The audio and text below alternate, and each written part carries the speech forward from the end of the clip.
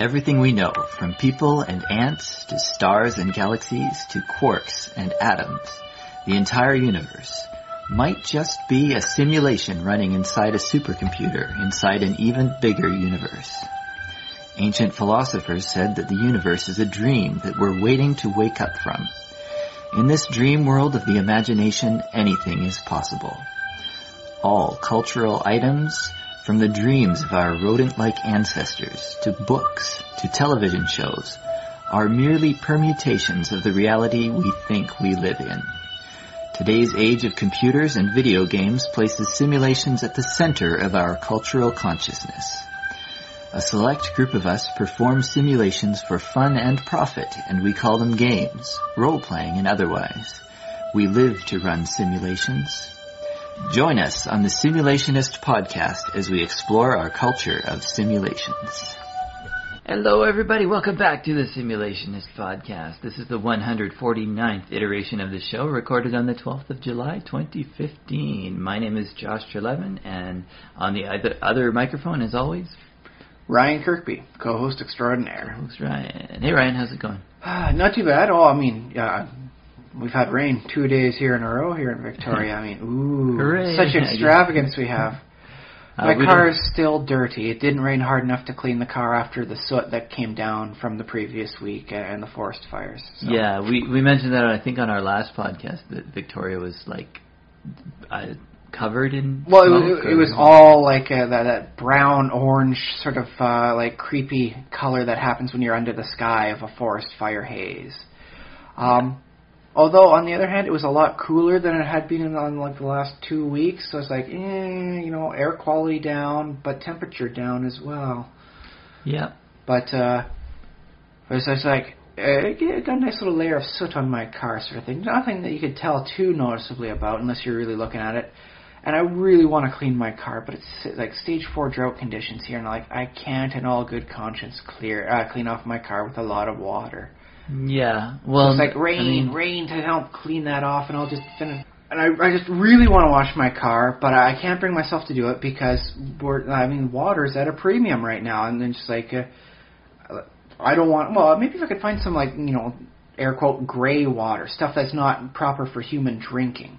To just something to scrub down my car with. I suppose you could just plug up the bathtub the next time you take a shower and then fill a bucket or something. I don't know. That seems like anointing the car with my own skin, and that seems like really kind of creepy. Something you'd be into. I don't know. Maybe in the video games I play, if I can get some sort of speed boost out of my car, better fuel efficiency. But as it is, that's just kind of like I'm hoping to turn my car into Christine. Let's anoint it with the residue of my own skin. Oh. Plus, I think I might leave some soap residue on there. Sort of yeah, there'd be soap in there too. Yeah. Oh well. Until further notice, my car remains a little bit grimy, but that's the price I pay to make sure I follow water restriction requirements. Yeah. Although if I could find somebody watering their lawn with a sprinkler, and I could just, sneak out, park my car next to them, and turn the sprinkler onto the other direction. Technically, that's their fault. You're not supposed to be watering the lawns anymore right now. So, well, until after sunset. But if they're doing that, I could, maybe get a little bit of a half clean car. I don't know. I don't know. Or you could just drive your car into a river. That's happened once in my family. That really ruins the car. Doesn't really work. Yeah. No. Oh, plus, if you get the underbelly into there, all the oils come off, and you can really pollute the water that way. And that's so if you're trying to help the environment, yeah, that might be counterintuitive. That's just kind of like kicking, Mother Nature, one in the kneecap to make sure she's completely hobbled. So yes, that's, I guess, the state of things here in the wonderful world of Victoria. Yeah, the news, we got a couple of raindrops. That's big news for us here, man. For all of BC, that's considered great big news. Well, I like the fact that forest fires are, at least, I don't know if it's going to help too much, but it's going to help a little bit. I don't, depending on who you talk to in the government, it's not going to help enough. They've already, doubled the budget. Although really, $60 million for the fire season here in BC, that was just ridiculous, unrealistic planning. There's no way that was going to happen. Oh well. I mean, come on, people. Just look at how much this province goes up in fire every year. Mm-hmm. You'd think they'd have learned sometime in the last decade. Well, what I'm wondering is, like, how much of it is left to burn? That's the thing is that officially, if it gets too close to human habitation, they're going to try and put it out. Places like Yellowstone will only try and stop a forest fire if it's within so much of a distance of like their proper like areas. Like this is where the rangers stay, or the road systems. Everything else they let burn because that's the natural system of things. Yeah. Most of BC, especially like the southern half of the province, is just like riddled. We're like a little ant, like hive of just like roads here and there. There is very little place you can go where you can't find some evidence of humanity. Mm. You really have to get it into the deep mountain ranges, and those are the things they'll let burn out of control. Well, out of control, just they'll burn naturally. Yeah, sure. Because hey, it doesn't matter if it doesn't look pretty. Not going to harm anybody's house. Oh well. But yes. So what's been going on in your life this week, Josh? Should I go through my week in simulations? I did get back into Minecraft a little bit. Hooray! Welcome back to the fold. Yeah. I'm quite happy with my base is coming along. It's like I'm adding. This is my near mesa base. It's near the mesa. It's sort of at the corner of a mesa and a plains and a desert. Oh, so you got like yourself a crossroads location. Yeah. Very chic. Yeah. So I've been building up like. Did I tell you about my design? Because I've never been happy with doing fences to keep animals in, because they always, when you go away and unload the chunks and come back, the animals can be outside. On the wrong side of the middle of the fence? Yeah. So, you could try putting a double-layer fence in. I actually prefer putting high-end blocks, make sure it's a really good spot myself. Yeah, that's what I started doing. I started doing, like, enclosures that are sunk down by one level into the earth. Oh, very nice. And then with a double thick wall, so that you can hop in pretty much easily. Oh, very nice. Although I did have to put a fence around it because zombies could hop in and... Zombies don't hurt neutral mobs. They don't hurt the animals, but then if I'm if I want to harvest, or if I want to feed them wheat or something like that, then I can't do it at night unless I have a fence around it. So it's good to have those nighttime protections, anyways. So it's become like because I started with one for chickens, and that was. It always begins with chickens. They're just so easily transportable. Yeah, because you just use the eggs. Where would we be without that trusty Minecraft chicken? And then I did a weasel enclosure because I added weasels, and then I made it so you feed raw chicken to weasels to get them to breed. Although I was thinking eggs might, because weasels kind of eat eggs, don't they? I think some. I kind of like the fact that you feed them something else. You get that carnivorous species going on in there. Yeah, that's kind of good too. Yeah. So the only other option is like grinding like all meats down into some sort of like meat byproduct and then feeding them all back to the animals again. So that way you can get like chickens eating chicken meat, as happens in reality. Actually, that's kind of creepy. I remember I did watch a video of a weasel farm, in real life, and what they feed them is this kind of mash. And it's like a meat. I think there might be some fish in it too. It's like a real mixture of different meats and stuff. A meat slurry of sorts. And then they kind of squeeze it out of almost like a toothpaste tube, into a little. Or like an icing thing, It's like a dab into each cage. The meatiest icing you've ever tasted. Yeah, they seem to like it. Then again, no one has any parables about weasels having the most discerning taste in the animal kingdom. I just kind of assume they'll eat pretty much anything. They're weasels, right? They'll try and con it out of you because that's what a weasel does. Yeah. Well, I think the one I was watching in the video was minks. Yeah. They're very close. So the entire range around there works a similar style. Yeah, ferrets. All the way up to foxes, I believe. Although not as much work has been done for domesticating foxes as most people would like to think. The Russians lead us on that one worldwide. Back in the day, the Russians were going to wind up, domesticating the fox the same way we domesticated the dog. And then they'd have like wonderful fox pelts from the Russian, frontier sent out to all around the world. And then the whole furs murder thing came, and the whole thing collapsed. So did the Russian Soviet Union.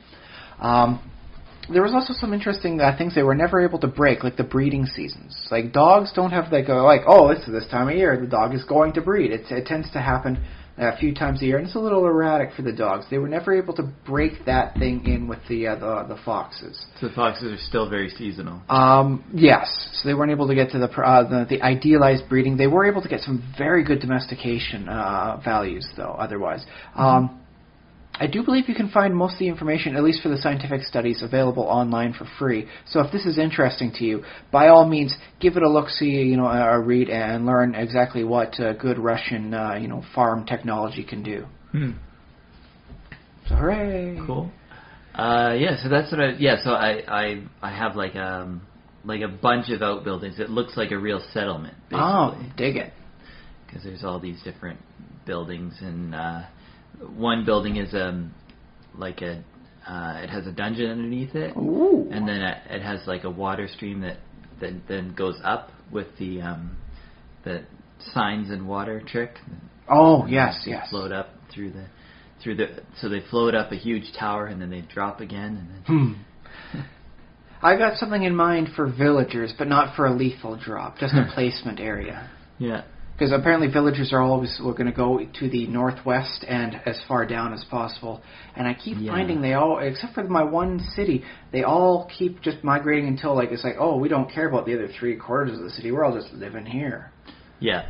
So I was thinking maybe get a waterway system to try to move them out into place so that it's not all so crowded. Yeah, so it's like a moving sidewalk. That said, I'm looking at some interesting options for actual, conveyor belt systems. Yeah. Because sometimes water is it doesn't flow far enough, and you got to work it down so many levels and crazy things like that. Oh well. Yeah. You're working with a lethal system though, a lethal drop. Well, because it's skeletons, so they're already dead. A re-lethal. Polylethal. Double. A restoration to the proper order. Although I suppose restoration to the proper order would be to get rid of the spawner to begin with, but then I wouldn't get all that XP and bones and stuff. Yeah, that's the thing. I at this point I have so many bones. I got no conceivable use for them. I've got so many stacks. I have a box. I literally have a bone box here. Nothing but bones. Bone box. Now that's an idea. I use bones for the bone meal, which I have used quite a bit lately, because one of the things I do is I have thatch, so I need grass, like the cut grass. And then so I use bone meal to grow that, and then turn that into thatch, and I use that for roofs. I'm living in the middle of the desert. I have very little growing needs. Everything's automated for me effectively at this point. Just go in there, harvest, you're done. And I also have used bones. Well, I haven't done much construction with the bone walls, but I have like a bone wall. It's basically the iron bars, only bones. Yeah. I could use that in my game. You really should consider doing a bunch of like a micro mods, just little tiny things to add in. I need to do that. Well, you've come up with some very good ideas that I think would find high usability amongst a lot of the player base. And if it's something nice and small, because let's face it, just something like Tree Capitator is not a big mod, but its utility means a lot of people love it. So, high utility, easy installation, not that big or unwieldy, not a whole lot of other stuff you don't need. Yeah, it's getting easier and easier too, because basically I make a folder that somebody just drops into their, like they download. It's a mods folder, put it in the mods folder, and it just works. It's a lot better than when I first started playing. I didn't even want it. There's a reason why I was playing vanilla Minecraft for so darn long. Mm-hmm. It's like, oh wait a minute, they made it really easy. Oh, I can have fun. And now look where I am. I'm going crazy with mods. Not as bad as some, but I like to get the cream of the crop. Yeah. What else? I played. I've been playing Candy Crush. That I don't know if that even counts as simulation, but my wife plays Candy Crush an awful lot. Oh yeah. Are you doing it on Facebook? Can you send invites back and forth? Oh yeah, I should do that. I've been getting invites from other people too, but I haven't actually connected my accounts. So maybe I should do that. Well, you guys can bounce, like extra lives back and forth off each other that way. Great, I could waste even more time.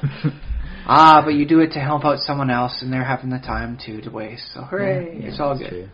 But I wanted to bring. Actually, I'm on the Soda game actually. Oh, Candy Crush Soda Saga. Yeah. Which is not a sponsor. I just know the name thanks to the commercials. Yes. But I recently got into the jam levels where you're spreading the jam, and that's just, I don't know why, but that is so satisfying just because you're aware of that explain it to the people out there who aren't into these casual games like you and I. Okay, so there's a grid of, I think it's like 9 by 9 of candies, and it's filled up with various different candies that have different effects, and you want to match rows of them.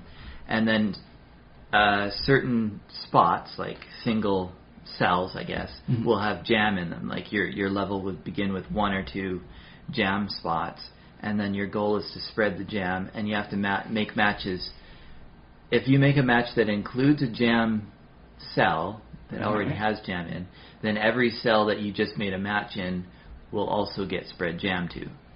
And then you want to spread the jam to the whole, over the whole like any area. Person properly spreading jam, you want to reach all the corners. Jam all over the corners. Yes. And it's very frustrating to have just like one square in sort of in the middle, and then it's like, I can't, but it's also very satisfying when you actually do it, so... Dig it. It is that extra level of challenge that separates it from the other games, the precursor ones, well, look, what they did with Candy Crush, I remember, is that every once in a while they'll introduce a new mechanic. I'm not sure if they did that. I think what they did, because they developed it as they went, right? Because they didn't have all the levels when they first... No, at the beginning, I don't believe, no. So they kept on adding levels, and then every once in a while they'd think of a new mechanic. As opposed to stuff like PopCap, who had their Bejeweled, which is the same game, came out before, and it was just like the same mechanic, and it was a complete game upon release. They haven't upgraded and redone it since. Yeah. So, but I like that as a sort of, I don't know, concept for games. It's a living game. We will add more fun concepts as things go on, and that way you don't get too bored of it. Just keep on playing. Spend money. Yeah. I haven't spent any money, but I've looked at enough of their ads. I think I've earned, I don't know, the right to keep playing for free. Plus, I guess I'm giving them a plug now, so that counts for something too. Congratulations! They give you 3 extra lives. That's it. You're not big enough, Josh. Come back when you got more viewers. I guess technically, when you interact with it on Facebook and you put Facebook posts up, that's sort of a similar thing to giving out a plug too. Yes, right? That does, however, have negative consequences. Remember the Farmville fiasco several years back. I won't lie, I was a part of it. But yeah, there were people just going absolutely nuts. Why is my feed filled up with that? Facebook actually does have an option now. It's like, hide all by this source. So if you see a lot of ads popping up for a game you don't like, just click on that little X button in the top corner, scroll it down to hide all from, whatever the name of the game that you don't like is, and then bam, that's just completely removed from your feed. You don't have anything to worry about. Yeah, I think Facebook has got better than that, because I still see, people still send me invites to all the games. I sometimes wonder if those are conscious invites or just like you didn't, click this button that says don't send it all to everyone I know randomly. Yeah, and it's usually from the same people over and over. That's why I think it's like do you really want me to play this game so much, or is it just the game auto sending it to complete another 5 levels? I think it is. But it used to be that I think when early on in Facebook it was like, oh, we'll just send you the top of your list every time, or we'll give you this big alert every time someone invites you to a game. And so say what you want about Facebook not listening and doing all the wrong stuff, this is where they've actually picked up the ball and ran with it properly. Yeah. And if I can toggle things and look for them and find those invites still, but they're not bombarding me with them anymore. It's not as big as back in the Zynga days when everyone was doing it. Yeah. Oh, and I've got better farms to tend to. They're in Minecraft, not on Facebook. Yeah. Thank God the Marvel's Avengers Alliance hasn't done something like that. And this coming Saturday, D&D at roll for initiative. Oh, yes, that's right. Or hopefully, I mean, I guess fingers crossed, because there's enough people. It is summer. People go out and have that summer diaspora thing. But yeah, if we have listeners out there who are listening right now and would like, and if you are in Victoria and you'd like to get your D&D fix, gotta get your game on. We have the Roll for Initiative event happening at the what did I call it? It's community. Anyways, it's in. You'll have the link notes. Yeah, I'll put a link in there. You can Google it. You can find out. Hopefully, it's still on. So yeah, come and play D&D with us. I will be. If it is on, I will be there this coming Saturday. Be there and be square. The 18th, I think, is Saturday the 18th. Oh, let's see. We're on the 12th right now. Yeah. Yes, 18th. Okay. Yeah. July 18th. And then it's a monthly recurring thing, so if you miss it this week, there's always, the next, it'll be all into August. Wow. Yeah, I know, right? So 2015 is more than half over. Dang it. Yeah. What else was I going to say about it? I don't think that's about it? One other thing, I don't know if this counts as simulation, but I am also doing comedy in Victoria. Oh, that's right. Still just sort of open mic-y type stuff at the Ratfish Lounge at the Ramada, but I just want to say that I've been having fun doing that, and people can come and check that out. Also, if you're in Victoria, unless you're a heckler, in which case don't bother, man. He's trying. Yeah, don't heckle. So yeah, I'm out there on. Oh, unless you can do like a low, slow ball heckle sort of thing, so that he can deliver a counter retort and really knock things out of the park, right? Well, that is really discouraged. There's no. I mean, I have sometimes thought that it's not so bad when people do good heckles or helpful heckles, but really, if you encourage that sort of thing, people just do bad ones, and then because there's no way. Next thing you know, people are throwing beer bottles at you, and I mean, how do you come back from that retort? But people, I mean, they heckle anyways. You can tell them not to, but some people just, and it's not like it's that big a deal. Or I suppose if you're not getting a bigger, reply from the audience, it's like, okay, we're going to open things up to heckles now, just so I can get some sound out of the audience here. Play it in, lean into the curve sort of thing. Yeah, but the main, actually, well, some people do that. Yeah, well, some people do crowd work, crowd interaction and stuff. So there's that. So I guess that doesn't count as a heckle if the comic is inviting participation. I remember Jackie the Jokeman in Vegas doing that. He had less than stellar results with that because most of the audience was drunk. Yeah. So it'd be he'd heard all the jokes. You got a 2-line joke, like a setup and delivery sort of thing. You tell him the first line, and then he'd deliver the second one because he knew it all. And if you could stump him, then you got a free T-shirt. The only other way you could get that T-shirt is by paying money for it. So, it's but everyone he said no knock-knock jokes, and 3/4 of all the jokes were knock-knock jokes. Did you see him in person? I did see him in person. That was one of the highlights of the Las Vegas trip I went to.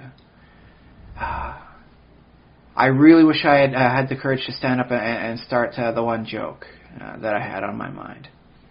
Is it one you can share on the podcast? It is, which is the fun part, because he works a little blue. I believe a lot of his stuff can be found in the back of pages of the men's magazine, stuff like Penthouse and Playboy, on the back side of the centerfold. Yeah, it's a joke section. Yeah, right next to the critical stats and all the stuff they got for the ladies being posed. And so yeah, a lot of his jokes have. I read it for the jokes. Hey, they got good jokes. Jackie the Jokeman, and not a bad guy. But mine was, what's the good thing about telling a clean joke? Am I supposed to guess? Well, you can give a shot, or you can just give up. Can't give up.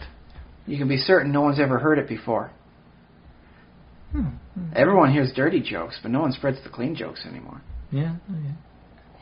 But I didn't do that one because I felt like I might be, just kind of, that might be a bit of a heckle on him. Because he's been working blue the entire night. It's like, hey, what's the best part about telling a clean joke? No one's ever heard you say it before. So it's like, hey, if I don't deliver it just right, it might come off a little condescending and mean-spirited. So I held my breath on that one. Yeah. So, Oh, I didn't want to offend him. I mean, heck, I've been using his jokes for decades now. It's just like, I want to treat this guy with the respect deserved. Yeah. And I couldn't afford one of his T-shirts. It's like, well, if I can't go that route, the least I can do is just hold my peace. Yeah. So check me out on Mondays and Thursdays. Fish Lounge. Not every Thursday, but if I can, swing it, then... Well, go on down. If you see him, if you see Josh there, all the better. If not, hey, there's still other comedians to laugh to. Yeah, I am very happy with... I wasn't... I only got into comedy this year, like, as far as a... what do you call it? So you're not like a seasoned vet. Yeah, and also, like, I wasn't really aware of sort of the people sort of in our area or even in the world of comedy in general. Well, aside from the big name people, Seinfeld, Brent Butt, sort of people going on. Yeah, Russell Peters and people like that. But yeah, like it's been pretty cool, like learning a lot about people, like the world of comedy, and also the fact that we have our own little comedy world right here. It's a subculture in Victoria for it. Yeah. So hooray! Yeah, it's all good. Okay. So that's my week. How about yours? Well, I did get a chance to see the final Hobbit movie with my wife. I had seen it in the theaters. My wife didn't, sort of thing. And it's like, oh, hey, the local library's got us a quick 3-day rental. So it's like, my wife hasn't seen it, so let's go for it. So we're watching it. It is a long movie, so my daughter has very little attention span, so she's just playing around, with the toys in the same room. So we can keep an eye on her, and she can have fun without having to sit down and get bored through this long, long movie. And so there's a big fight scene going on, and she finds at the same time, her Mario turtle shell. And the thing about the shell is you knock it enough times, and it does that little sound for, like, every time Mario stomps on like, a turtle shell, and eventually, doodle-doodle-doo, 1-up. Okay. And we got it set to the really easy option for her, so it almost automatically goes to just 1-ups right away. So we're watching the movie, the fight scene's going on, all of a sudden Bilbo and Gandalf are just whooping so much arse, they're getting 1-ups, left, right, and center, and it's like, well, there goes all the dramatic tension in this scene. And we have to pause the game, pause the movie and just laugh a little bit, and let them get the chuckles out, sort of thing, and then continue on. Because it was legitimately well-timed and funny. I mean, you stab an orc and all of a sudden 1-up. It's like, that's actually kind of awesome. Now I wouldn't mind seeing more fight scenes where that sort of thing happens. Yeah. Well, as I remember from the Hobbit movie, some of those scenes were not especially believable, and I mean, they were awesome, but yeah, they didn't draw me in too completely. Well, that's the thing, is the one fight scene that was really going on where she really sets it off was Gandalf in the town, where the townsfolk are like trying to stop the orcs from killing all of the lame, the injured, the women, the children, sort of thing. Mm-hmm. And so that had a very realistic, dramatic tension going on in that one. And all of a sudden, Gandalf's cracking an orc over the head, 1-up. Say, that's just that's how he survived so many fights over the thousands of years he's been around. He just fights enough orcs to 1-up. Dig it. Do you ever think of like what if Mario is like, how does he get those extra lives? And if he's like what happens to him when he dies and he has another life? Does he just come back to life, or does like another Mario pod out from like the fungus? Like, is it a clone Mario? I suppose you could write an interesting little short story about Mario where the 1-up is actually like a pod person sort of thing. The original Mario has been dead for so long. It's just Mario pod after Mario pod popping up. Dig it. Dark, creepy, and hilarious at the same time. Well, I suppose if you're an artist, you could do a nice little 3 or 4 page little story out of that, get a little bit of notoriety. Yeah, I would do it. But yeah. So I mean, that was the one thing that happened. So yeah. My wife finally got a chance to finish watching the Hobbit stuff, and it still made me sad at the very end. It's like, now there's going to be no more Hobbit movies in the theaters unless they do like a re-release. I should plug right now. There's another podcast I really like. If people are listening to us, they probably like podcasts. So check out the Tolkein Professor. Tolkien is in, like J.R.R., not Tolkien is in... Yeah, and not Tolkien as like, this is our professor. And the Tolkien Professor. Yeah, He has to come with us. I guess it should be Tolkien. I don't know if you pronounce the L too much. I suppose for like places like our podcast, we should probably at least try and emphasize it so people don't think we're making drug references. Okay, sure. Anyway, so yeah, if you Google that, like you'll find him. His name is Coriolse, and he's a guy who has a PhD in medieval literature, and he teaches courses specifically on the works of J.R.R. Tolkien. And what he's done, started some years ago, he started recording his lectures and uploading them as podcasts. So it's not just a podcast, it's also a lecture. Yeah. Get your education on. And then he added a few, like he's got a whole like sort of little empire online now with his own several different podcasts. Some are discussions, some are this and that. And the latest project that they're doing, what they're working on now, because what they were doing for a long time was they were predicting, they were doing like alongside the movies, sort of as they were getting development information, and they were doing little games like, oh, do you think they'll do this or that in the movie? They'll do like little predictions, and then when the movie comes out, they review all the predictions they made in the last few months and see what they got right. So yeah, that was that is a fun game, doing the predictions on that sort of stuff.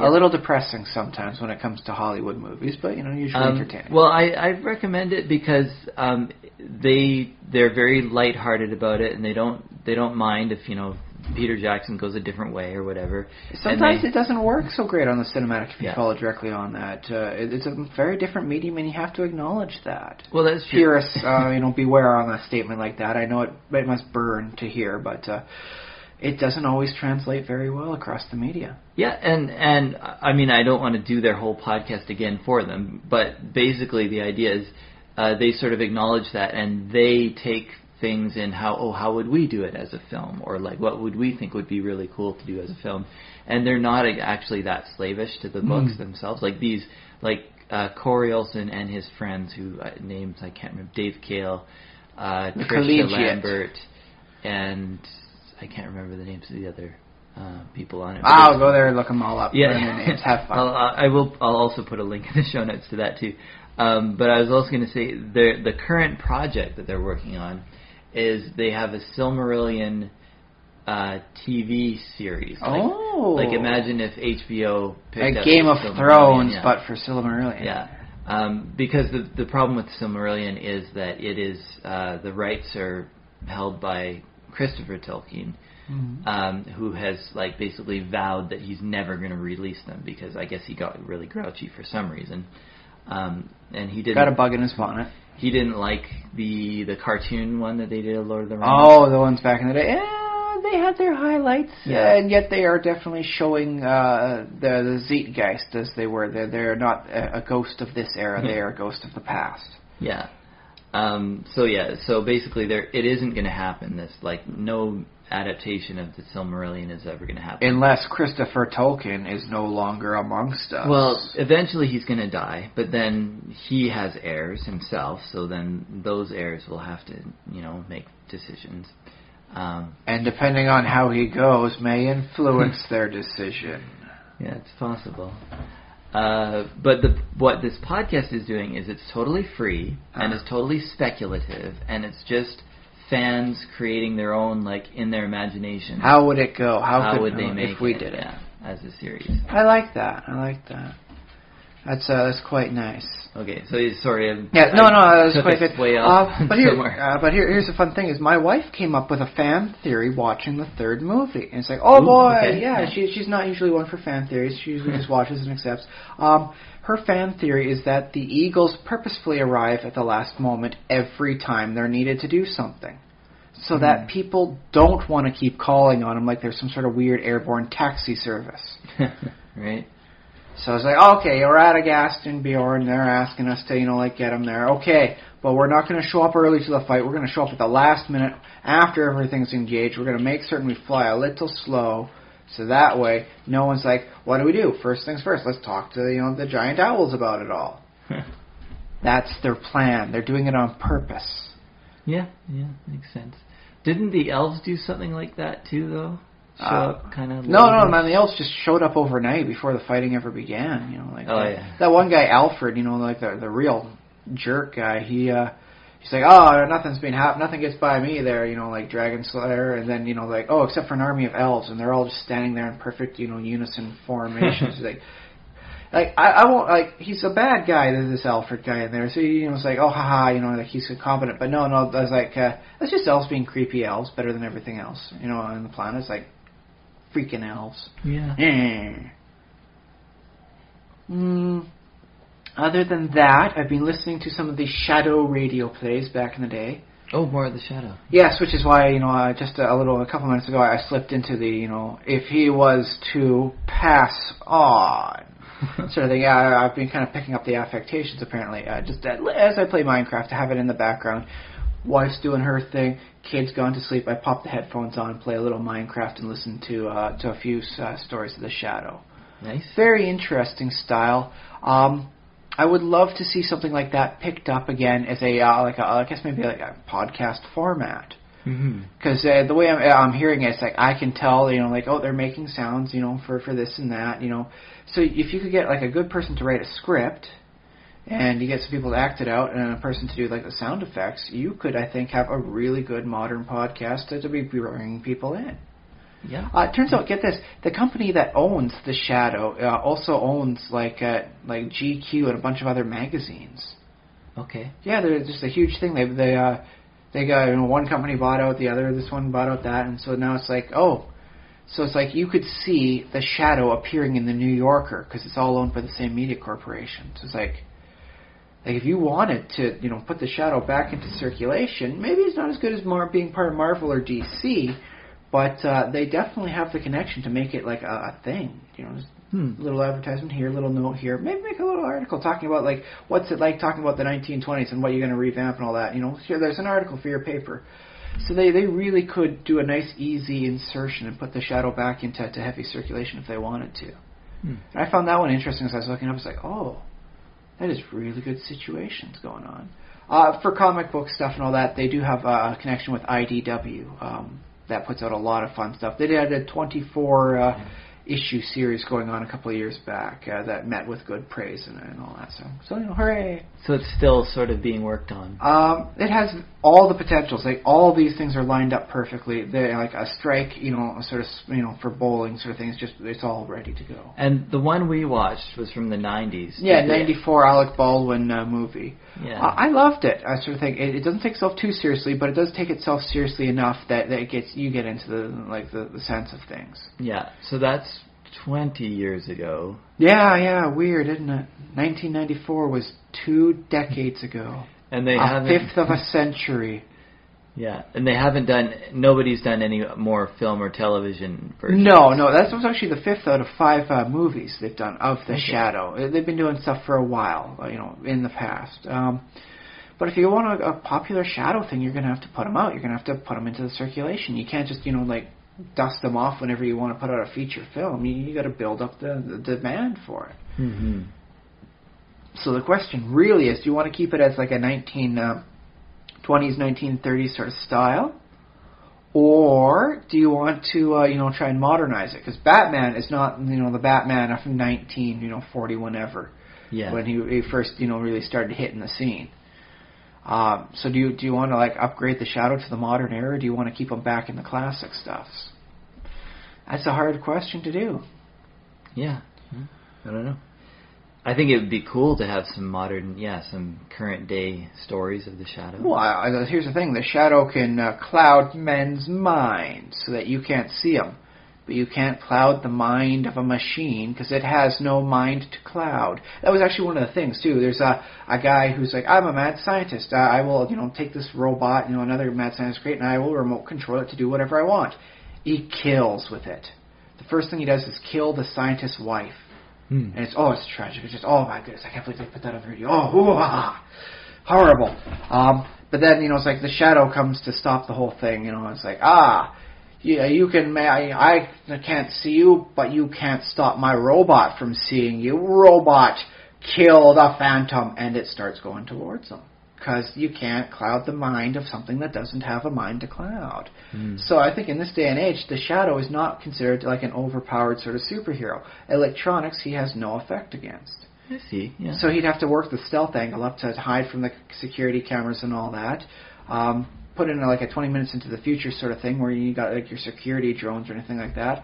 He's got he's got weapons. I mean, he's a crack shot, man, with his guns. Yeah. So, I mean, you could work with that, too. I mean, like guns to get rid of the security stuff, and anybody that comes to see what's going on, you never saw him. So, I think it's a very nice balance in the modern era, and there's a lot of good potential for that. On the other hand, a nice classic, 1930s pulp sort of adventure thing, well, that has an appeal of its own, right? Yeah. Yeah. And you can still work in the crazy mad science with that sort of thing. Because, I mean, oh boy, it's the 1930s. Let's write a story about a scientist that creates a robot that does his mental bidding. I think it also occurs to me that the Shadow, his powers are a bit, well, it's a similar problem to what Superman has, in that if you're creative enough, I think you can probably think of a solution to pretty much any problem with the ability to cloud minds or do mental control. But here's the thing: apparently he doesn't like really do too much with clouding people's minds. Right. And he has a hard time getting he has to look you in the eye apparently sort of thing to really do anything to your head. He can't tell you no, don't go that way, you'll fall out the window, because boy, Jiminy Christmas, do people fall out a lot of the windows in the 1930s, apparently. Windows open everywhere, people falling out. Like, apparently that whole Black Sunday thing wasn't, due to the stock market crash. There's just a whole lot of open windows and everybody fell out at once. That's what I'm getting from the radio serials I'm listening to, because that's how, everyone is meeting their end. If they're not drowning in, a death trap of their own demise, they are falling out windows. So, yeah, I guess that means the movie is a little bit more violent, where he makes people, actively go out a window, as opposed to, oh, no, hoisted by my own petard, fall out a window. So, on the other hand, it does explain why he did have the guy jump out through a window. No, it wasn't a little violent. That's just, how most of his enemies meet their end anyways. Jump out a window, buddy. So I'm finding that interesting, and I think especially with the podcast format, you could do a lot of getting that groundswell of support. Yeah, I think that'd be awesome. The budget wouldn't even need to be too big either. You could do the classic sound effects sort of style and make everything work. And the way they describe things too, it really does evoke it. And as I'm listening to it, it's I think the powers they have for the Shadow are perfectly suited for the audio format. Oh yes, sure. There's one guy, he's a hypnotist. He's hypnotizing people into lookalikes, into believing that they are like the rich people he's getting them to be. There's a carnival sort of thing, go through the haunted house sort of thing, and he keeps keeping an eye out for a guy who looks like this. Find somebody who looks enough like him, abduct the rich person he looks like, hide the rich person off until you can do some ransom stuff for him later, but get the regular Joe, hypnotize him to believe he's the rich person, make him do some bad decisions, the stocks drop in the company, and you win at the stock market. And that was his big game sort of thing. But he's a hypnotist, so it's ooh, same sort of power, kind of thing is going on with the Shadow. But he can't see the Shadow, so the Shadow holds up a pencil. It's I'm holding the pencil up to my eyes. Now try and hypnotize me. And so, because you can't see the Shadow, he has to describe to you what he's doing and where he is. Mm-hmm. And so it doesn't sound weird in the audio format, because he's an invisible guy. He has to describe to you, I'm by the window now. Your shots are horrible and pathetic. You'll never shoot me. And the guy winds up doing a running charge. Oh, he wasn't there. He sidestepped it. The guy falls out the window to his death. Mm. Big surprise, I suppose, right? But it works so well. It's did they design his power set to work where he'd have to describe things to people? Because that works very well on a radio and podcast style. Yeah, I wonder if it might have been a little bit of Darwinism if he didn't have that power set, if he had the ability to emit laser eye beams, if it wouldn't work so well in the radio format. I wonder if there were if they tried other heroes that didn't really work out so well on the radio. So in which case, he was very well suited. In which case, that all the more reason to be doing a podcast, a style for a radio drama of the Shadow. Mm-hmm. Because it works, and you can get a couple of voice actors, doing some work once a week, not a huge cost sort of thing, make it work out well that way. For a very reasonable price, you could probably attract a good amount of people. It's you've given away podcasts of the Shadow for free, and I can listen to it and stream it. Oh my goodness, of course I'll be there. Why not, right? I mean, heck, I go onto YouTube. I got 8 hours to listen to. I'm only an hour and a half of the way through. I'm loving it. It's great background noise for me. Yeah. But yeah, that was one of the other things I'm doing. But the big thing this week is the highs and the lows of Minecraft. Oh, more Minecraft. Well, in particular, Thalmcraft. Uh-huh. I found, oh boy, I went slightly insane to do this thing, but I got the research. It's like, ooh, this is like an Endgame, material for my staff, and I've got the Endgame caps, and I go to try and put everything together. It's like, that is an awful lot of magical resources I'm going to need to assemble it together in the assembly square. How do I get that? And I start doing the numbers, start checking. It cannot be done on this mod, and that was designed purposefully. So I got really cheesed off. I can't make that. I got everything set up, and I can't make the best item, with the best caps on it and everything. Bah, bitty, bah. So I was like, dang, got it all. I had everything set up too, and I never bothered to double check. So I started looking at the mods to the mod. And what I did find for the quick and easy option felt a little unbalanced, so I'm not certain if I want to download that and go that way. But I did find a mod that finally gives me a solution to I am in the middle of a desert, how am I going to get animals here? In which case I can use a cap on a wand and just turn animals into little tiny things that I can put into a jar, and they'll stay there in prosperity until I can break the jar, and oh hey, now you're free. So you can move animals, transport animals that way. And capture, enemies. So I might want to just have my own enemy collection started up. Oh boy. Yeah. It's like, okay, one skeleton for my collection, one angry zombie here, one regular zombie. Oh, a zombie child, Oh, villager zombie. Gotta catch them all. And so I might want to go with that. But at least this way I could have, by the end of tonight, the cap all set up and made and ready. And just, go to my little farmland area, get my cows and my sheep, and move them all over. That said, I really don't have a need for them anymore. The same mod allows me to turn raw meats of any kind, as well as zombie flesh, rotten meat, into leather, as well as allow me to turn one piece of meat into 2 pieces of meat. So now I have no need for these animals. So. Yes. But that's okay, because I haven't used my chickens in a very long time either. They're just sitting around just clucking and having fun. So I got to redesign my whole area for all the new crops I've got. I've got to get myself some nether wart for some things. But now that I've got golems, I can automate everything, and I've got some nice designs I want to work at, so I'm going to have to resort everything out. So I'm going to have to do a version 3 on my farming, I call it my little Tower of Babylon, because it's like a hanging garden. Gardens, yeah. And if I could find some jungle trees to get myself some actual, clippings for, so to grow the vines, I could really have a good visual style for this. But I'm in the middle of a desert. According to Mitz, the closest thing I can find for an area for that is at least a 3-day trek away, and that's at full tilt speed. So I was like, yeah. I tried it earlier this week, and I found all sorts of awesome stuff, and I got loaded up. And now I had to go back before I even met the jungle itself. So it's like, no. Oh, well, maybe I'll get some fish, go back, see if I can capture an ocelot or 2, turn it into a cat, and bring it back with me. Oh, actually, wait, I don't need that. I'll be able to capture it into a jar and take it with me now. Oh, how easy. How wonderful life can be.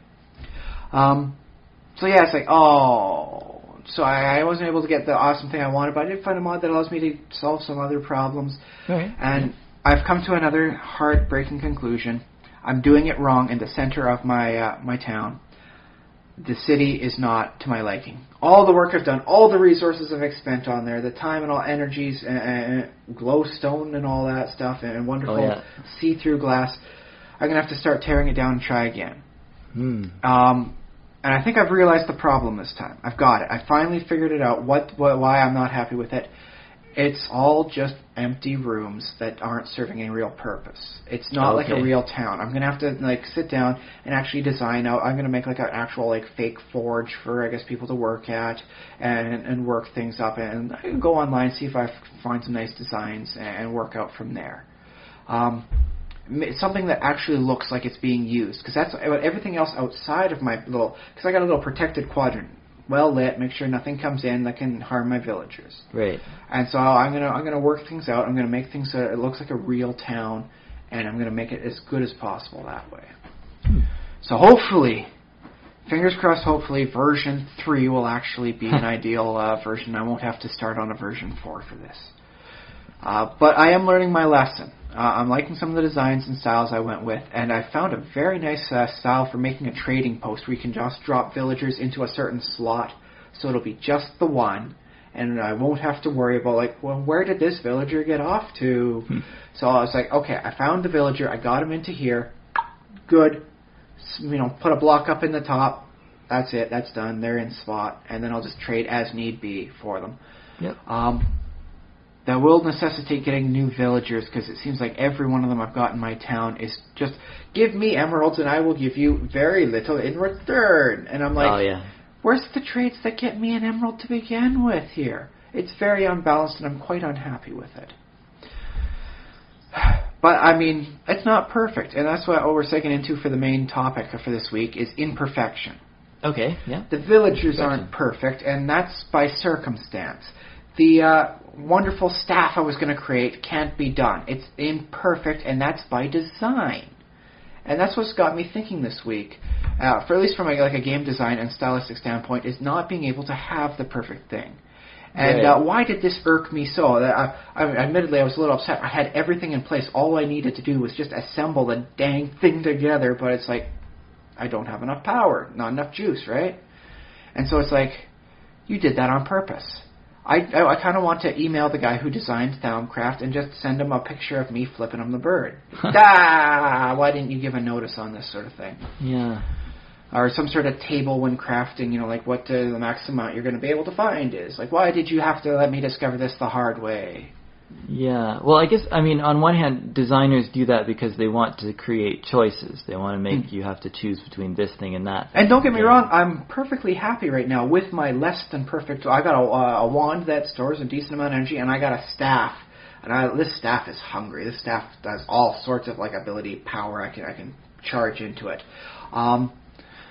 Even if I was to combine the two of them, I might not quite have enough to make this one ultimate staff sort of thing. But it's like, shouldn't there be an endgame thing? But apparently I will abide by the choices that have to be made. C'est la vie. So there was, in vanilla Minecraft, there's not really... Well, your ultimate tier is like diamond everything. Yeah, but that's interesting that Thalmcraft doesn't sort of make it any more satisfying. It does have armor that's effectively endgame. One set that drives you a little insane, and one set that doesn't drive you insane. But the one set that doesn't drive you insane has only 3 pieces. There's no foot slot, so it's incomplete there too. And it's like,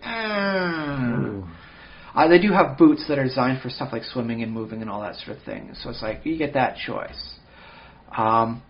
And I might get some of the pieces later on for what I'm doing. But right now, I really want the ultimate, it drives you a little bit more crazy just to wear this sort of thing as a nice set of armor.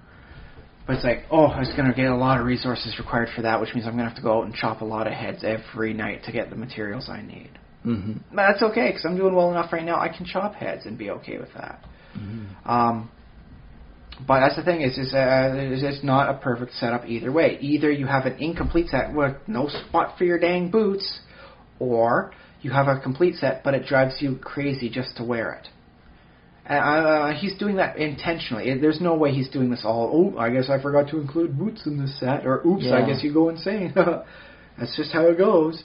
Interesting question, though. If you're making a game, should you give that ultimate option? Should there be the best thing in the game, with all the best qualities, or is the best thing in the game just something that's really good but maybe is still missing 1 or 2 things? Well, that's the thing, is that you can look into other games and you can say what would work best in one slot wouldn't work best for the others. For you get World of Warcraft with your healer, tank, and DPS setup.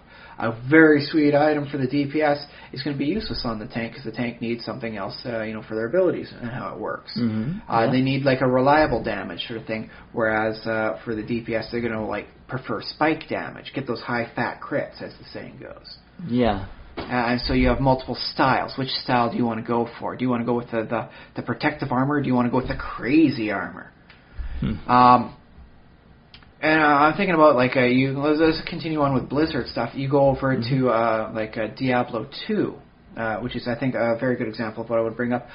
They've got so much random variation, their charts of lists for abilities must be so long in the system there, and there's so many variability in each one. Add plus 80 to 120%. Armor bonus to its natural stat.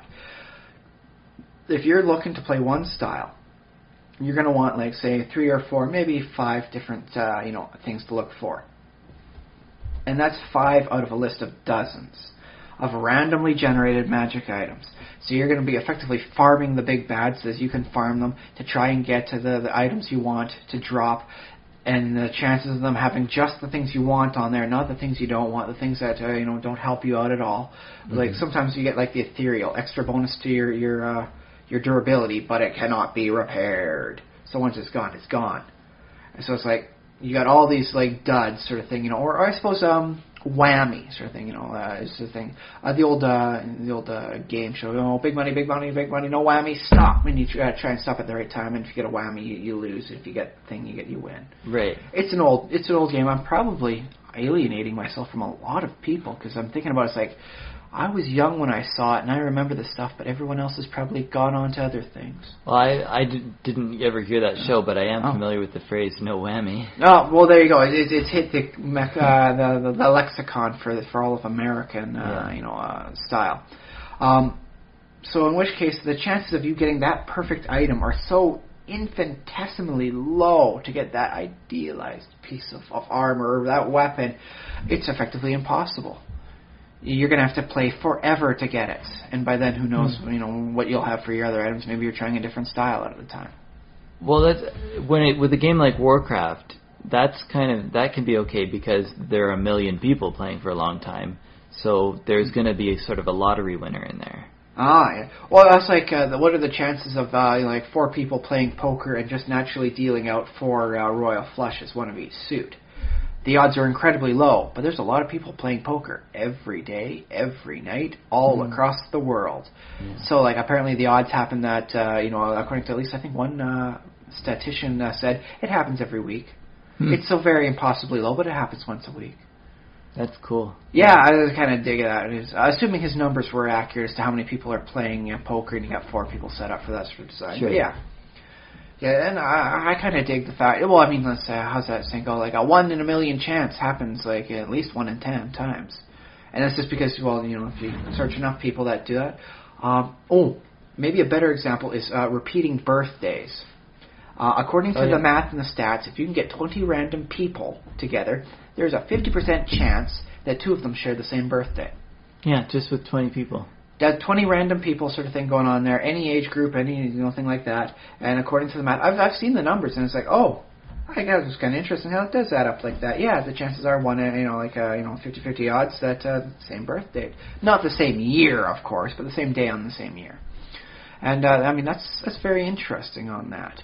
But that doesn't help you out when you're trying to farm those items to get that perfect thing. And your sorceress keeps getting barbarian gear drop, and you're like, oh, bugger.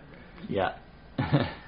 So that's very interesting. You have multiple different ways to get that nearly impossible or the chances of perfection being so infinitesimally slim. Mm-hmm. What do you think about that from a game design perspective? Do you personally believe there should be an end game way to get that item this item is guaranteed to drop off of this boss sort of thing? You defeat whether you will get the Nether Star? Maybe it depends on the item. I don't think let me see, because in a game like World of Warcraft, I don't know how badly you really need every last piece of equipment. You do need certain gear levels in order to get to the next tier gear to go that. I remember the B-Imba site that would show use a gear check to see where you are and where you should be raiding into to get better gear and where you're projected to not always die. Because I like the mechanic, God bless that site. As I was saying about it being a lottery, I like the mechanic of, you got something special which very few people ever get. But if it's part of the game's progression, you need to get this to get to the next level. Or something of that level of power. Yeah. Then I don't I don't like. I'm not that big a fan of grinding. I actually do like grinding somewhat. Like, I do have many joyful memories of the World of Warcraft, like just short 5-man dungeons. Just, join up for a random one, and then you get slotted to something you haven't finished in the day, and go for it. I love that during Wrath of the Lich King. So much good experience. I think that might be why part of the reason is I didn't have money to pay for my subscription, but I stopped I stopped playing before. You trust me, that game is a drug. You're better off. I want to get back into it sometimes so badly, but I know if I go back in, it's like, how long before I get out of that black spiral? Yeah. But yeah, I think one of the reasons I stopped was because it was a little bit repetitive. Because at some point, like, I was complaining about Candy Crush earlier. Mm-hmm. Like, Candy Crush is just, crushing candy. Like, it's just this mindless repeating thing. But basically, World of Warcraft becomes the same thing. I mean, once you've done the storylines in the various zones, you want the better gear, you got to do the 5-man, then you got to do the 10-man, then the 25, then I don't think they do the 40-man anymore. But there used to be that tier, the 40-man weekly raids. And there's also a learning curve as to which buttons and which spells to use in which order. And no tank and spank, making macros.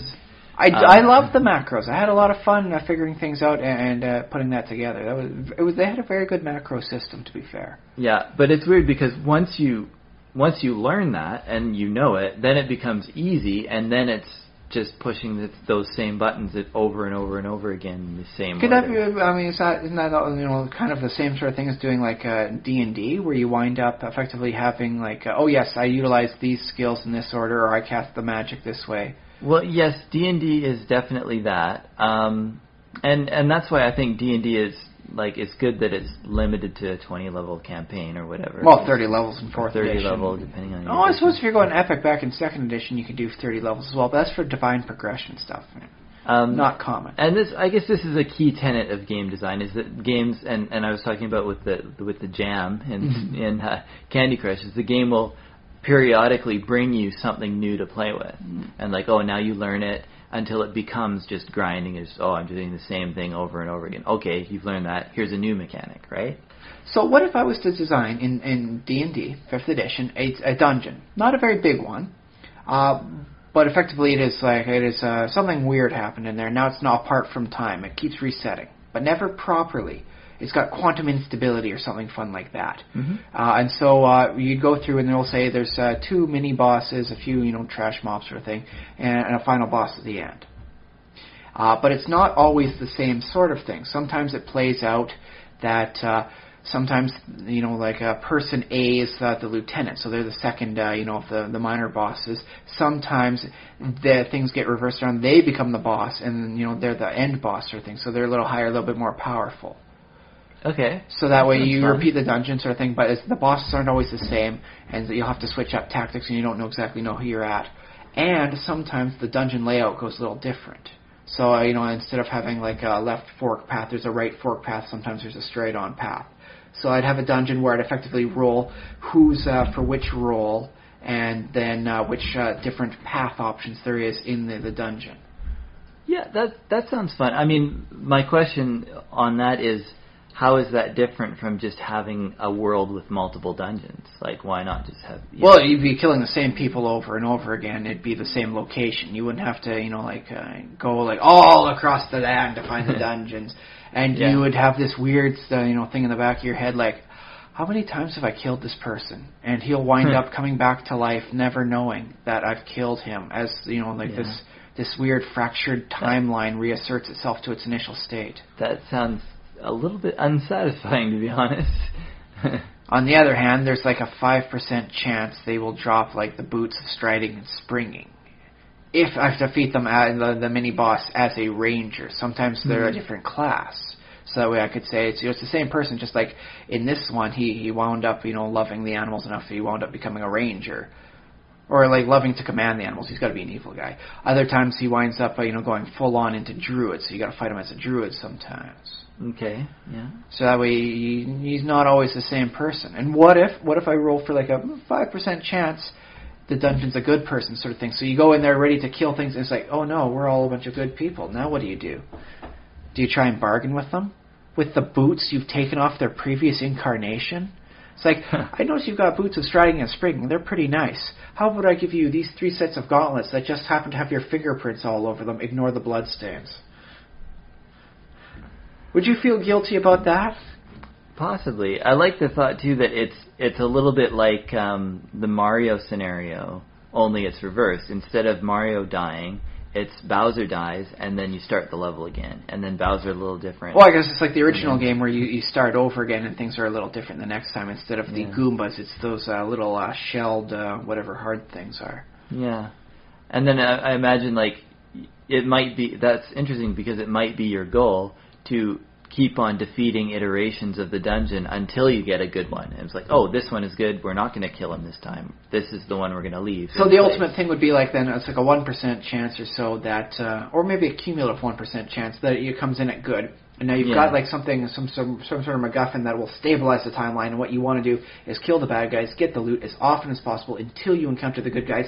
Stabilize it. Bam. 3 good allies. No more enemies that you have to worry about. Yeah, that's how I would want to solve it. I mean, that's one way to go, yeah. So you wouldn't consider that to be too grindy then for a dungeon?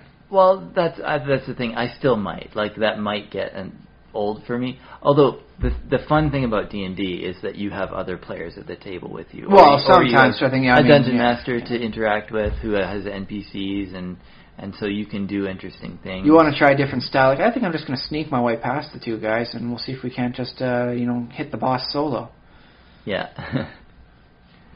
Versus like, I'm not into it. Let's just hack and slash everything. Or like, we got a few extra charm spells now that the wizard went up a level. Let's see if we can't just make everybody our friends and just have them like give us their loot, and then by the time they realize it, timeline resets. Haha, sucker. So that way you could try playing out different styles, without worrying too much about things. Yeah, I think so. Or, I mean, you could, a little bit, like, you remember Groundhog Day, where sometimes he just kills himself right away, and the first thing he does is... He just tries something different that winds up being completely lethal. No, that one didn't work, okay. Yeah, and then sometimes he tries and he's like, he just goofs off, and he shoves do you remember he shoves the guy in the puddle or whatever? And yeah, he just tries every different combination just to see how it pans out. Yeah. So, yeah, I guess, poor guy's in the ultimate grind of grinds, isn't he? Every day is the same. Yeah. He can't help but enter the dungeon that is the Groundhog Day. But yeah, like I was saying with why not do alternate dungeons, I think that the grind is a little bit of a metaphor for what we do in real life, in that, a lot of us... Very few people do a different thing every day. I suppose maybe some day laborers have a lot more variation. They have, air quotes, they have it lucky, when really if you're doing the day labor, you're probably not having the lucky, easy work. Yeah, and I don't think it's all bad either, because I think that's sort of what we tend to do naturally. There's a level of predictability where things are very nice and comfortable, knowing what you're going to wind up doing. Whereas like, oh, what fresh heck am I getting myself into today? So yeah, there's that level of like, I have no idea what's going on, and so it's like, oh, I don't even want to go to work. I don't even know what's going to be going on. I just know it's going to be different. I'm not going to be used to anything. Okay, so that's a very interesting. But yes, going back into the whole thing then, would you try and play this dungeon out until you do it perfectly? No one gets any hits against your guys? Would you be okay trying to play it perfect? Do a perfect play dungeon? Well, yeah, I mean, if it was if we're talking D&D, I don't know if I would stick with it with a video game. But if we were talking D&D where there's other players involved, there's a DM, I think I might stick to it just because it's not all just about the game. It's also about playing a game, or Okay, so in which case, that's one area where trying to get perfection wouldn't exactly be considered too realistic, sort of things. Like, you're going to try and make your way through a dungeon with nobody taking a single point damage? Well, yeah. And I've never been able to, I've never done video game runs where it's, perfect video game runs. I've never I've never really been able to do. So then maybe the fact that I can't get this perfect staff and that I'm not getting the perfect towns thing set up, that's something that's wrong with me. I'm just trying something else too hard, too difficult. Well, I don't know. I don't know if it's necessarily something wrong with you. I think it might be something wrong with the expectations that the designer has set up, and that the designer maybe should have just made it more clear that you're never going to get it, or that these two properties might be mutually exclusive. So it's got to pick one or the other. Something like that. Very interesting. I don't know. There are numerous things within the Thaumcraft mod where it's like, don't ever try to do this with that, and it usually winds up with explosions happening. Fun explosions, but I save scum, so they never happened. But at least it's not like game crashing. Not yet, but as I add mod upon mod, it gets closer and closer to such a thing happening. Right. On the other hand, I can get my cows transported easily, so hooray! Although really, with the stuff I have from the archaeology mod, I only really need one, then I can implant a cow embryo into the others and make things work that way, so... Save myself some energy. Mm-hmm. But, so yeah, in that case, the quest for perfection, sort of thing, is something that should be looked at in some games as a thing, or at least a mention that you can't do it right off the bat. Is that what your perspective is? Yeah, I'm okay with that. Yeah. I think On the other hand, from what I've seen from the Tinkers, construct stuff, I really like my decapitator. That's pretty sweet. On the other hand, it doesn't actually fit my play style. I would prefer one of the weapons that has a broader sweep where it gets things in more of an area. So I might be able to get 2 enemies at a time. Because sometimes I get a little hard out, man. I mean, I'm rushing into an area. There's 3 creepers, 2 skeletons, and a spider. So the skeletons are going to start shooting me, and that's going to knock me offside. The creepers are going to start getting ready to blow up at a moment's notice, and that's, spider moves up quickly, so he's going to start hitting me fast and furious. What order do I take things in? It would be a lot easier for me just to go and get everyone kind of grouped up, slice, take out a few of them, slice, get a few more that way. Yeah. Well, that's another thing. I don't know if Minecraft does this quite so well, but sometimes video games are like, you kill one guy, and you get really good at killing one at a time. And then there's, those area blasts, which can be really fun. I guess World of Warcraft does this really well, where you have Stay out of the fire. Area damage. And you can be cast a spell and just 100 bad guys just all fall down. I love that stuff in the old Scarlet Monastery, where you get a bunch of noobs coming in, after you defeat the big bad guy in the armory sort of thing. And it's just like, AoE! And then everyone just kind of does that simultaneous drop thing. It's almost like a choreographed dance move. Yeah. It is quite nice that way. I think one might be one of the highlights of 4th edition, where the minions had only 1 hit point. So if you could get a lot of them together, they go down at once. Yeah. It did seem a little rather cheap just to give them 1 hit point, but whatever. So I think that's kind of interestingly profound from the gameplay thing. I have to say, though, from what I've learned in Diablo, the runes were very popular because you could give the items that sort of, I want this and that. So what about a build-up design? Like what I've done with Tinker's Construct is, instead of just enchanting an item to make it all magical, I can do this with the Thaumcraft stuff, is I can design which enchants I want to put on. It's just specifically to get that sharpness I have for my blade that's doing so much. Beautiful points of damage. What I have to wind up doing, though, is hunt for a lot of stacks of nether quartz to get that. So I have to assemble the components to build up into that. As opposed to the random, I got a bow with infinity dropping for me. Now I got infinite arrows. Hooray! It's I would have to design, this, get the material components all together, and then, when I built my weapon, the Zoth, because I've named it. I love it. I might kiss it if I could.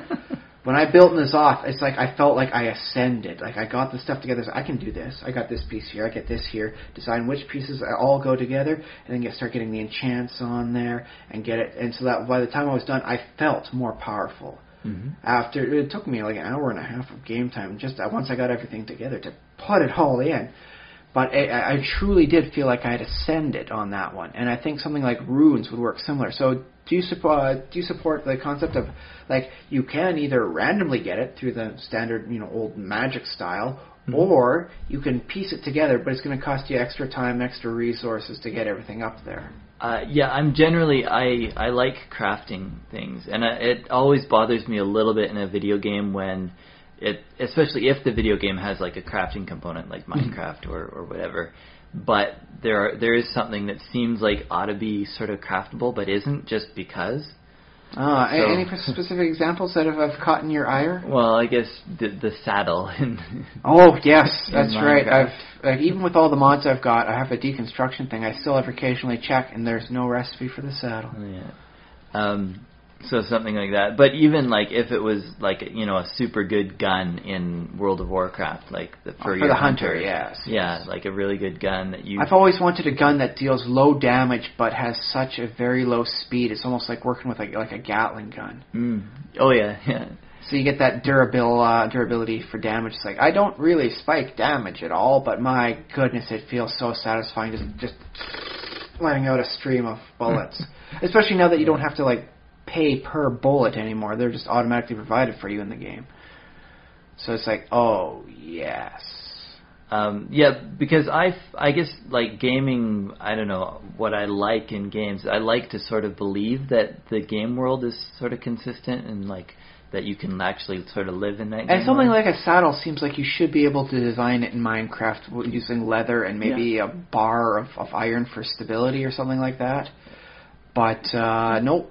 No, you can't. Haha, you just gotta go find it in a chest. Welcome to the random number god. Pray you are lucky.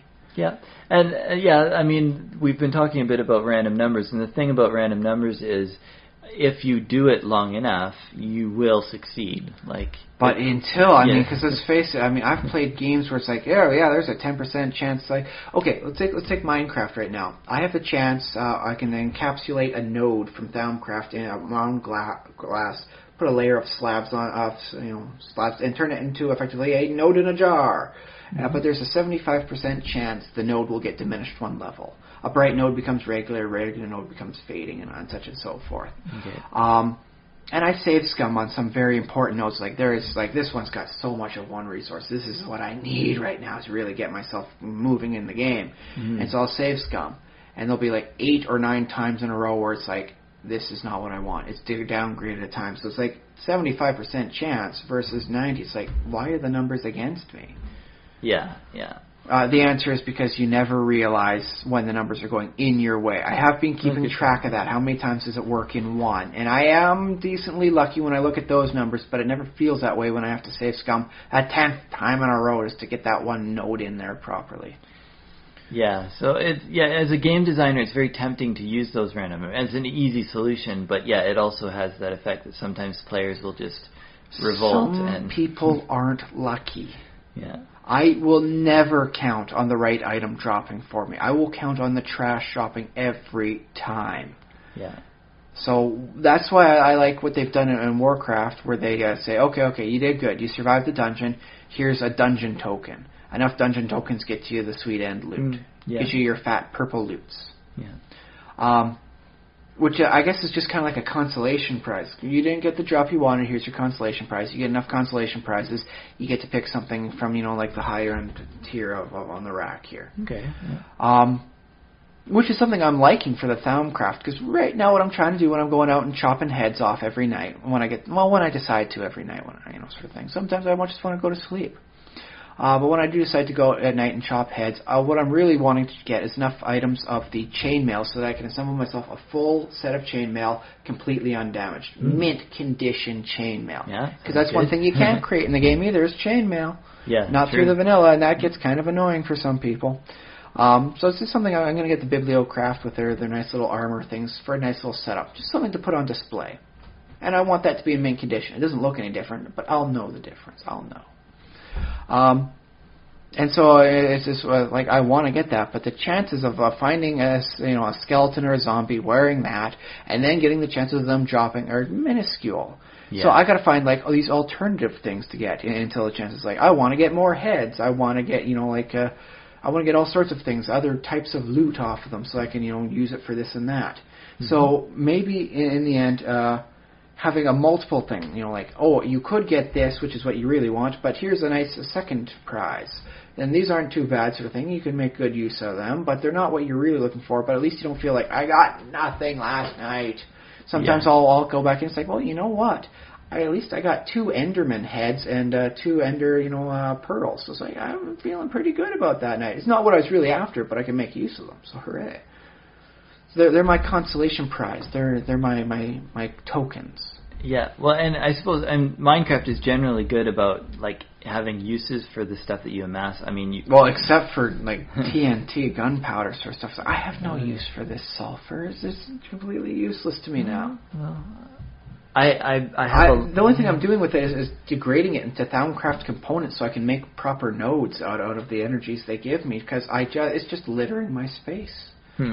I'm getting more junk than I can use most times right now, which might mean I need to upgrade and create 2 things to decompose everything, in which case I'm going to need another thing here, and I'm going to have to keep building my system up until it becomes so complex. It's like, what was I doing again? Oh, yes, I wanted this. In the end, I lose track of my original goal. Yeah. It happens. It's Minecraft. That happens an awful lot, I've been told. Yeah. Well, I like that to an extent in Minecraft, just the fact that you can get so caught up in the chain that you go back the chain so far and like, oh, I'm working on this elaborate system just to get wool to build this other thing. Well, I mean, that's the thing. It's like, okay, I've got all this stuff, decomposed into its like liquid essence. Now I got to like turn that essence into crystal components. So I've got everything sitting up there. I got like 6 vats of it that needs to get reduced down, and it's slowly chugging away. I don't have the stuff necessary to increase its speed yet. My latest mod that I downloaded has some interesting promise I might be able to make use of if I can get some more redstone. So it's like, well, what do I do as that happens? Like, I could just sit around and just watch it go, or there's a little area underneath my my farm land where there's a bit of a cave system. Maybe I should explore that and fill it in. 3 complete stacks of torches later, I don't think I'm completely done exploring it. There's still darkened passageways, and I'm like, oh, come on, what am I doing here? This just goes on forever. Fortunately, I have a quarry area that's got a lot of cobblestone, and I've got a tree farm with more wood than I'll ever need, so I'm turning into a whole lot of charcoal, and then I'm turning the cobblestone into regular stone, and I'm backfilling the whole dang thing as much as I can. Yes, as you do. And that's just as a time waster, just to wait until this next stage of my master plan for Thaumcraft is completed, or at least advanced. And it's like, oh man. On the other hand, I'm getting a lot of fun resources out of there. On the other hand, I'm staying down there 2-3 days at a time to backfill this stuff, and that's 2-3 nights of me not going out to get the item I want to help combine for the other stuff I want. It's like, I need to have 5 of me doing everything at once to get it all done. Yeah. But I don't complain about that because, I can't be perfect and get everything done, but I am enjoying what I'm doing. So maybe that's what I should be focusing on then. Oh, well, of course, yeah, you should. If you're playing a game, you should definitely figure out, how to enjoy it, get the most out of it. Well, that's why I'm going to have to wind up designing a 3rd style for my town at the very heart of my complex. It's like, I wasn't enjoying it. I wasn't having the fun there, so I'm going to have to take things down and start again. But I got a better idea, because I sit down and when I realize, why am I not having fun, I figure out what's going wrong with that. And from there, I'm able to, redirect myself. Like being in a Minecraft boat, it's never easy, but sometimes if you stop, you can angle yourself in the right way and make better progress. That's true. Which reminds me, in the mod I have a new type of boat I've been able to research. It doesn't break upon hitting the shore. Oh, hooray! Well, that would be handy.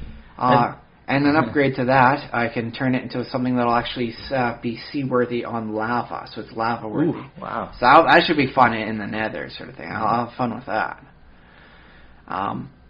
Of course, knowing me, I'll probably try and find some way to use it to collect more lava for my light sources. That's what I'm doing throughout the town. So it's like, I keep navigating myself down this, lava slope of area I've already, taken away from.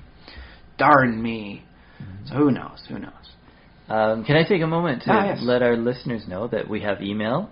if they want to participate in the conversation, thesimulationist@gmail.com, or you can comment on our Facebook page. That's a great place where you can talk to us. And yes, we try and be on Facebook at fairly regular and frequent intervals. Yeah, so check out facebook.com/thesimulationist. You can click on like the page, and then you'll get fantabulous updates. You'll just get every time. Every 7 days. Every 7 days. You can comment on our YouTube channel, and you can leave reviews on our iTunes. As many stars as you think you'd like. We would really appreciate that. And share the podcast with a friend if you can. If you've got a friend who's been having problems, getting his animals to his Minecraft base, let them know. I mean, there's mods out there for that. Link them to this and say, hey, this guy found it. You just got to search for it. You got to keep going. Yeah, absolutely. And unfortunately, podcasts sometimes can be a little bit hard to, find that exact idea that you remembered that one time. So if you We're not perfect. Forgive us. If you're listening right now and you have any kind of thought just in the moment of, this is a cool idea, take that moment and either pause the podcast and take that right there and Pausecast and write. If you're going to write to us or if you're going to forward to a friend, take that moment. I guess it's a bit late now to be saying that, but in the future, if you're listening to our podcast and you say, that was a great idea, take note of it, because sometimes it's hard to go back in the podcast and find that cool thing that you're And it's not just applies to podcasts, too. I remember talking to Josh about a very powerful scene with Norman Osborn in a run of Thunderbolts. Oh, yeah. But for the life of me, I couldn't get it right. And so I wound up having to do a lot of internet searching just to get that right scene in there to really show, a good example of the mentality of Norman Osborn.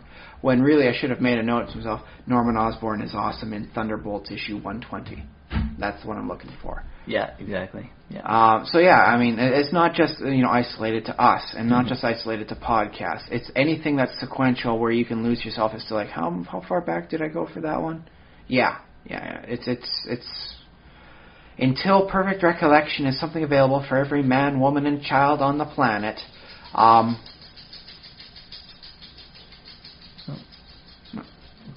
Dog's making noise. I think it's just something you're going to have to put up with. It's just how it goes. Yep. And I guess there's sort of auto dictation. There's mental tricks and techniques you can use to remember it. It's 149 tips on better remembering on which episode and iteration it was. Yeah. So, little things like that to help you out. There's a lot of places online that'll help you with that. Very good memory boosting techniques and tricks. I recommend looking up as many as you can find. Whichever ones you can remember, use them. Which is a weird catch-22. Better memory techniques, but you can never remember which ones to use. Crazy. Indeed. Meta. You can tweet at me at SpaceBoot1 is my Twitter, and you can follow us on Patreon too, where you can contribute to the podcast. It's not like it costs a lot, but it would be helpful, anything you can help out with. Because me and Ryan are just lowly poor. For now. We're not like we have any master worlds of ourselves. I'm doing really good in Minecraft, don't get me wrong. Yeah. Apparently with nobody to stop me, no need for thirst and all that, and infinite number of days to go about stuff, I can do very well for myself. But I have to break a lot of levels of reality to make that happen. Yeah, we're kings in Minecraft. I consider myself more as a philosopher wizard. Philosopher wizard, okay. Yes. And I'm a warrior poet. Dig it. Do you actually write poetry? Do you have little books where you stop and make notes in that? Not in Minecraft, but yeah. That's something I might have to start doing. Ode to a creeper. Damn booms, damn.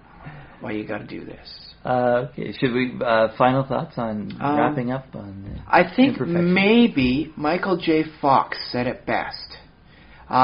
Perfection is not only unattainable, it is unrealistic. Strive for excellence instead and be happy with that.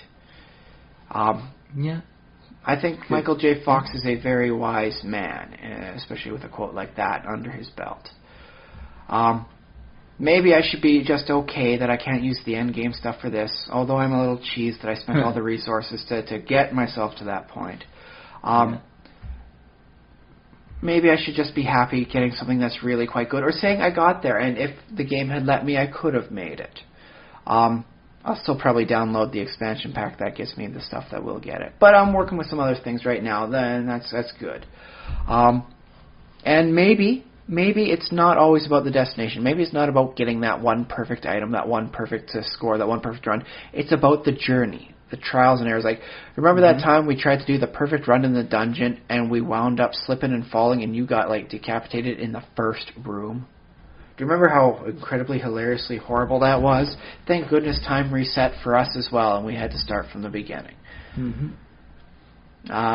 So yeah, maybe it's just about finding those other goals. It's like, maybe I'm not going to ever get a complete chainmail set to put on display, but I've got so many heads in my infusion altar. I have got hundreds of eyes staring at me. Even more so now that I can get spiders' heads put up on the wall. So it's like, that's pretty good too, you know. That's not bad. Yeah. Maybe the fact that all this junk item I'm getting off these creatures at night, I'm turning into basic resources to boost up so that I can get these powerful nodes for my own use. Maybe that's good enough for me. That's pretty good, yeah. On the other hand, it would be nice to get a little warning that there is no perfect tier sort of thing. There is no diamond tier for this game itself. Yeah, sure. What's your perspective on Josh? Yeah, I was thinking about it a little bit. I think I'm similar in that maybe seeking the ultimate perfection or the completion maybe not be the way to go. But I do believe in like always improving. So as long as there's always another level to get to. Oh yes, I've got a lot of work to do to enchant my armor. Oh. So yeah, I don't know if perfection or excellence are the best goals, but as long as you're better than you were before, I think that's something to be, and that's video games and life in general and stories and stuff. That said, I don't find anything wrong with the pursuit of perfection or excellence. Sure. Yeah. It's a grail quest in a way, sort of thing. It's not about actually finding the grail, it's about finding yourself in there. Mm-hmm. And as long as you keep an active mind about it and not just be going like grinding to the point of like it's become a routine, I think it's all good. Try things out differently, do things, find alternative goals in your game. Yeah. That's, I think, maybe the best way to go about it. Although, yes, it does irk me to some degree when I'm playing a game. And I think it will always irk me not to have this is the perfect endgame item. This is where you've hit, the quality tier cap. Then it's all up to you. Yeah. I think just as part of, like, being a gamer, that will always get me. I won't be able to have that one definitive goal. But I've got a lot of other goals. Like right now I've got a list on a notepad of like, here's the immediate goals I want done, here's the long-term goals, and here's the back burner goals. I've got a lot of stuff of work to do. I could have an army of me and still take a very long time to get all the stuff I want done in Minecraft. There's some stuff I'm not even starting on because I haven't finished off this other thing first. Have you ever played a game where, like, when you win the game, I think Mario did this, because you can get the flying cap at the end, and you can Mario 64. Oh, something like New Game Plus. Well, after you win the game, and I think maybe if you get the 120 stars, you go back to the first, the castle level where you first started, like the what do you call it? The effectively tutorial level. Well, it's the frame level, I guess. It's the level that's outside all the the meta level. Yeah, and then. When you win the game, now you can jump on top of the castle and you can fly around the whole level. And just explore and look at things. And you get, like, I think your life count, like, just goes, like, all the way to the top. And so everything basically blows up and you're like, you enter creative mode. Yeah. And I think there's a few other games that kind of do that. It's like, you win the game and then all of your numbers just go up to 99 or whatever, 9,000 or 9,099,999, all those nines. I've never been a big fan of creative mode except when I'm testing something out to see if it works. Yeah. Other than that, it's good for some people. I do enjoy at least some challenge. It says the guy walking around at night, one-hitting pretty much everything. Well, I think that's one way to sort of tell your player that, okay, this is all the content we have for you. We don't think there's anything left for you to do. So, here you go. Like, this is what the game would be like if you had, and, you know, players realize, oh, well, that's kind of fun for a while, but then it's like, oh, no, the real fun I had was when I was forced to walk along the ground and lose lives and things. Well, it works for that game. I remember Civilization, where you've conquered the world, congratulations, you won, and then it's like, okay, let me keep playing. Oh, yeah. And like, I didn't stop until there was train tracks on every square and every unused area was properly forested up, and, you know, resources were all coming in at maximum amounts. Yeah. Although I was always unhappy that you couldn't completely eradicate pollution or crime. Yeah. No matter how good you got, you couldn't actually be the perfect society. Because you're human. Suck on it, living human person. Because you're mortal. Well, technically, I'm not mortal in that game. I mean, even being an immortal leader of an entire, civilization of people, I still can't prevent them from wanting to commit crime and pollute all over the place. Harsh. So that was a weird thing where eventually, if you keep playing that game, all squares would turn into a desert over time. If it's not a mountain, it winds up becoming a desert as things dry out. So I hope you enjoy your extra long game, Mr. I'm running the desert wastelands.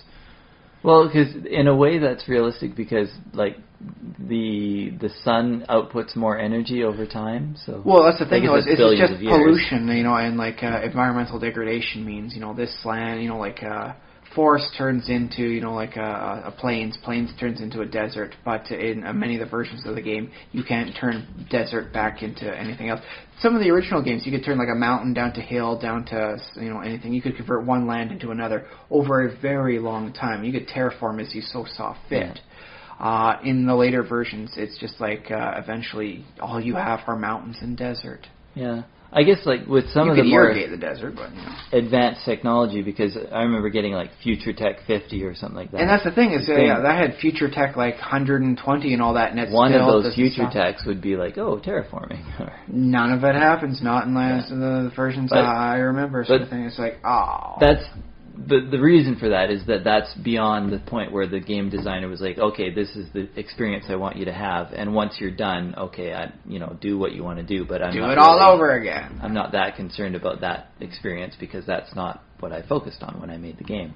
Sometimes it's the little things in there, like conquering Egypt and then just destroying all their cities to create a lot of slave workers, and then force the entire slave population of Egypt to irrigate the Sahara Desert. And it's like, that doesn't actually help me win at all, because it's not really of strategic importance, but I felt so They attacked me first, and so by golly, if they start war with my civilization, they will pay an ultimate price. Right. And seeing as how I don't have any salt mines for them to work in, I suppose irrigating the entire Sahara Desert had to be the next best thing.